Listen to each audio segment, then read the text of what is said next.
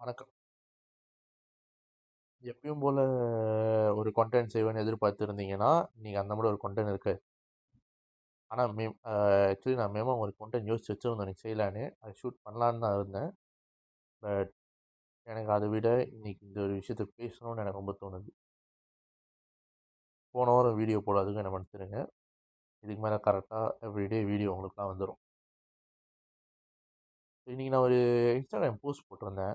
ஐ மீன் ஸ்டாரி போட்டிருந்தேன். எனக்கு ஃபாலோ பண்ணியிருக்கீங்க பார்த்துருப்பீங்க. பார்க்காதவங்க நான் கீழ என்னோட இன்ஸ்டாகிராம் போடுறேன். அதில பார்க்கலாம். நான் என்ன ஸ்டாரி போட்டிருந்தேன்னு. ஒரு ஆக்சிடென்ட் கேஸு. அந்த டிரைவர் வந்து ட்ரக் அடிச்சுட்டு ஆக்சிடென்ட் பண்ணியிருக்காங்க. அதில் வந்து அந்த மோட்டார் சைக்கிள் எடுத்துகிட்டு போனவர் வந்து இறந்துட்டார். அந்த கேஸோட ஜட்ஜ்மெண்ட் என்னன்னு பார்த்தீங்கன்னா, செக்ஷன் 302. செக்ஷன் 302 என்னன்னு நான் உங்களுக்கு எக்ஸ்பிளைன் பண்ணிடுறேன்.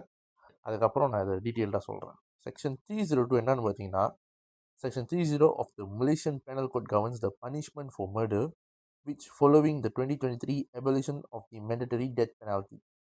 Now gives judges discretion to impose either the death penalty or imprisonment for 30 to 40 years along with a minimum of 12 strokes of the cane. Actually இது என்னன்னு பார்த்தீங்கன்னா ஒரு டெத் பெனால்ட்டி மாதிரி. டெத் பெனால்ட்டி தான், மாதிரிலாம் இல்லை, டெத் பெனால்ட்டி தான். இவன் வந்து இப்போ நான் வந்து ஏன் கொடுத்தீங்க, எப்படி கொடுக்க முடியும், ஆக்சிடென்ட் பண்ணிட்டானே அதானே சம்மானம், அதெல்லாம் நான் சொல்ல வரல. டெத் பெனால்ட்டி கொடுத்தது கரெக்டு. ஏன்னா அந்த டிரைவர் பண்ணது என்னன்னா, ட்ரக்ஸ் போட்டு காடி ஓட்டுனது முதல் தப்பு. ரோட்டில் அவ்வளோ டேஞ்சரஸாக காடி ஓட்டுனது ரெண்டாவது தப்பு. மூணாவது தப்பு, ஒருத்தவங்களை போய் இடிச்சு அந்த இடித்தவங்க இறந்துட்டாங்க, அது மூணாவது தப்பு. இது மூணுக்கும் அந்த செக்ஷனில் அவங்களுக்கு கொடுத்த தண்டனை கரெக்ட். நான் தப்புன்னு சொல்ல வரல, அது கரெக்டு. ஆனால் இந்த தண்டனையை ஏன் எல்லாத்துக்கும் கொடுக்கலன்னு தான் நான் கேட்கவே வந்தேன். இன்ஸ்டாகிராம் ஸ்டோரியில் நான் அதான் போட்டிருக்கேன். ஏன் இந்த தண்டனை எல்லாத்துக்கும் இல்லாமல் இந்த கேஸில் புதுசாக வந்திருக்குன்னு தான் கேட்குறேன். பிகாஸ் பிகாஸ் நான் எக்ஸ்பிளைன் பண்ணிடுறேன். ஏன்னா ஒருத்தவங்க ஒரு தியரி கொண்டு வராங்க. ஒரு தியரி இருக்குது, அது சொன்னால் வந்து ரொம்ப, ஆனால் நான் சொல்கிறேன், அவன் ஒரு இந்தியன், அந்த ஆக்சிடென்ட் பண்ணவன் வந்து ஒரு இந்தியன், அதனால் அவனுக்கு இந்த மாதிரி ஒரு தண்டனை கொடுக்கணும் எல்லாரும் சொன்னனால இது வந்து கொடுத்துட்டாங்க அப்படின்னு நிறைய தியரிஸ் வருது. பிகாஸ் சடனாக நீ இப்படி ஒரு பெனால்ட்டி கொடுக்குறீங்க. இந்த பெனால்ட்டி இஸ் அப்ரிஷியேட்டபிள். பட் ஏன் சடனாக இந்த ஒரு பெனால்ட்டி தான் நான் கேட்குறேன். கொடுத்துருந்தா இதுக்கு முன்னுக்கு நடந்த எல்லா ட்ரங்க் அண்ட் டிரைவ் ஆக்சிடென்ட் இது எல்லாத்தையும் இந்த ஜட்ஜ்மெண்ட் தான் கொடுத்துருக்கணும். ஆனால் கொடுக்கல. இதுக்கு முன்னுக்கு உள்ளதெல்லாம் வேற வேற ஜட்ஜ்மெண்ட் எல்லாம் இருந்துச்சு. இன்னைக்கு இந்த கேஸ், இந்த பர்டிகுலர் கேஸுக்கு மட்டும் தான் செக்ஷன் 302 வந்திருக்கு. நான் வந்து இது வந்து ஏன் இந்தியன்ஸுக்கு பண்ணுறீங்க, ஏன் சைனீஸ்க்கு பண்ணல, ஏன் மலேசியஸ்க்கு பண்ணலன்னு கேட்க வரல. பண்ணீங்கன்னா எல்லாத்துக்கும் பண்ணுங்கன்னு தான் நான் சொல்கிறேன். பிகாஸ் இதுக்கு முன்னுக்கு இந்த நம்ம மலேசியாவில் நடந்த கேசஸ் பார்ப்போமே. ஃபர்ஸ்ட் ஒரு கேஸ் நடந்துச்சு. ஒரு மேரிட் கப்பல் வந்து வேலண்டைன்ஸ் டே அன்னைக்கு வந்து ஆக்சிடென்ட்ல இறந்தாங்க. அந்த கேஸில் அந்த கப்பல்ஸ் காரி இடித்தவங்க ட்ரக் பாசிட்டிவ். ஆனால் இந்த மாதிரி ஒரு ஆக்ஷன் எடுத்து நான் பார்க்கலையே. அதில் இறந்தது ஒரு இந்தியன் கப்பல். இந்த மாதிரி ஒரு ஆக்ஷன் நான் கேள்வியே படலை அந்த கேஸ் அப்போ. If I am not wrong, அந்த கேஸோட ஜட்ஜ்மெண்ட் எப்படி போணுச்சுன்னா, அந்த ஆக்சிடென்ட் பண்ண காய்க்கு வந்து ரோத்தான் செபா ரோத்தான் விழுந்துச்சுன்னு நினைக்கிறேன். சீலாப்னா எனக்கு ஷோராக தெரியல. ஏன்னா அந்த கேஸ் நான் தேடி பார்த்தேன், எனக்கு வெறும் அந்த ஆக்சிடென்ட் கேஸு, அப்புறம் அவங்க என்ன ஜட்ஜ்மெண்ட் என்னால் தேட முடியல. அதுக்கப்புறம் ஒன்று நடந்துச்சு புலா பலந்தியானில். அந்த போட் கேப்டன் வந்து ட்ரக் பாசிட்டிவ், போட்டில் வந்து இடிச்சிட்டாங்க. அதுலேயும் அந்த விக்டிம் வந்து இறந்து தான் போனாங்க. செக்ஷன் 302 வரலையாங்க. அதை விட இன்னொரு கேஸு இப்போ நடந்து இப்போ சமீபத்தில் நடந்த கேஸு. அந்த ஒரு ஃபேமிலி, பாட்டி, அம்மா, ஆல்சோ டாட்டர், 3 பேருமே இறந்தாங்க அந்த கார் ஆக்சிடெண்ட்டில். அதுவும் அந்த டிரைவ் பண்ணிட்டு வந்தவங்க ட்ரக் பாசிட்டிவ் தான். ஒன்றுமே பண்ணலையே அந்த டிரைவருக்கு. செக்ஷன் 302 அப்போ வரலையே. நான் கேட்க வர கொஸ்டின் வந்து ரொம்ப ஈஸி. கொஸ்டின் கூட இல்லை, நான் வந்து ஒரு ஸ்டேட்மெண்ட் தான் சொல்ல வரேன். செக்ஷன் 302 எல்லாத்துக்கும்னா எல்லாத்துக்கும் இருக்கணும். ஏன் வந்து திடீர்னு இன்னைக்கு தான் வந்திருக்கு? அப்போ இதுக்கு முன்னுக்குள்ள ஆக்சிடென்ட் கேஸில் இந்த விக்டிம்ஸ், அவங்க ஃபேமிலி, அவங்களாம் வந்து ஒன்றுமே இல்லை. இப்போ நான் கேட்குறேன், இதுக்கு முன்னுக்கு இந்த ஆக்சிடென்ட் கேஸில் இறந்தவங்க விக்டிம்ஸோட ஃபேமிலிக்கு எப்படி தெரியுமா இருக்கும்? அவங்களுக்கு வந்த ரத்தமா, நம்மளுக்கு வந்து தக்காளி சட்னி, இப்படி தான் இருக்கும். ஏன் தெரியுமா? இந்த டிசிஷனை அவங்களுக்கும் நீங்கள் கொடுத்துருந்தீங்கன்னா இது உண்மையாலே ஒரு அப்ரிஷியேட்டபிளான ஒரு டிசிஷன்.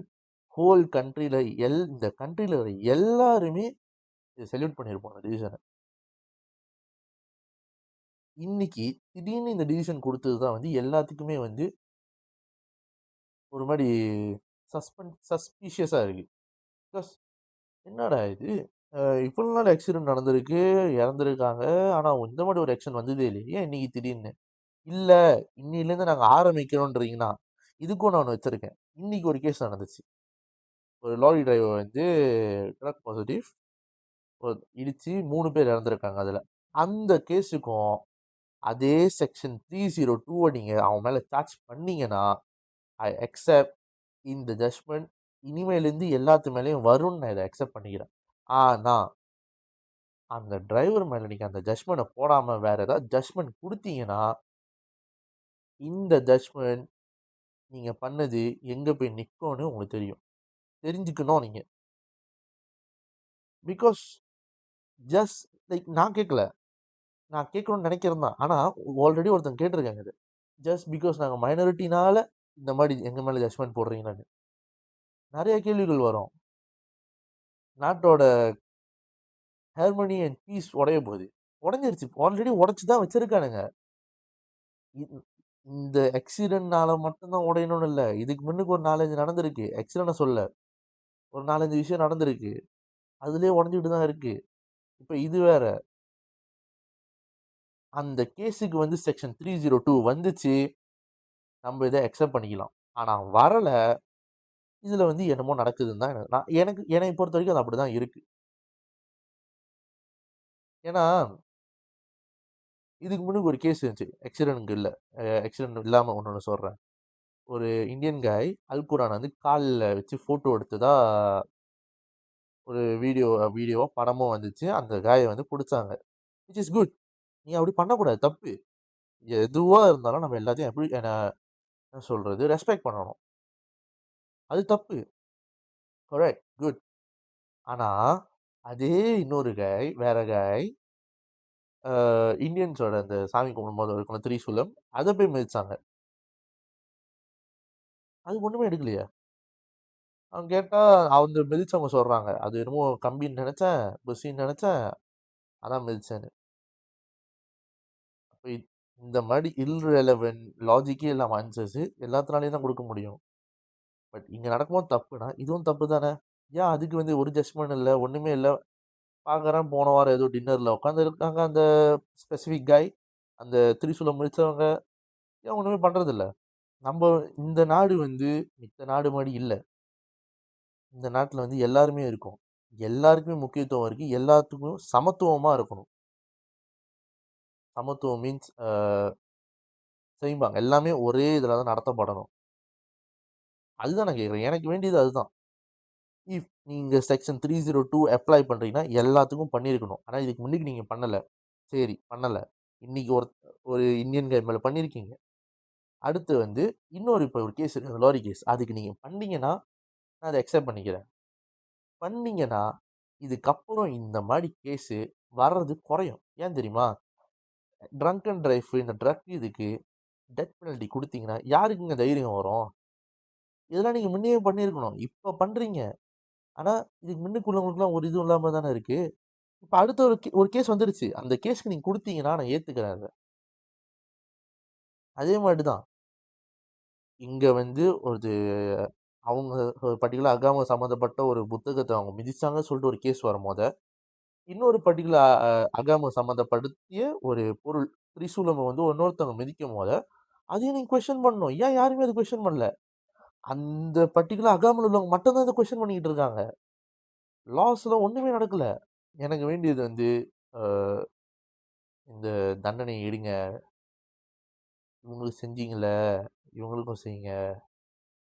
அ ஏன் எங்கள மட்டும் செய்றீங்க? ஏன் இந்தியன்ஸ மட்டும் டார்கெட் பண்றீங்க? நாங்க தான் அங்க மைனாரிட்டினால எங்கள செய்றீங்களா? அப்படிலாம் நான் கேட்க வரல. எல்லாத்துக்கும் எல்லாமே சரிசமமா இருக்கட்டும். தண்டனையா? எல்லாத்துக்கும் ஒரே தண்டனை. இவன் இப்படி பண்ணா தப்புனா, இவன் இப்படி பண்ணா தப்பு. எல்லாத்துக்கும் ஒரே தப்பு தாங்க. எதையும் பிரிக்க வேணாம் தான் நான் சொல்றேன். திங்க் பண்ணுங்க. இத நான் வந்து இப்ப கொஞ்ச நாளா கொஸ்டின் பண்ணிட்டு இருக்க சில பேத்துக்கும் சொல்றேன்.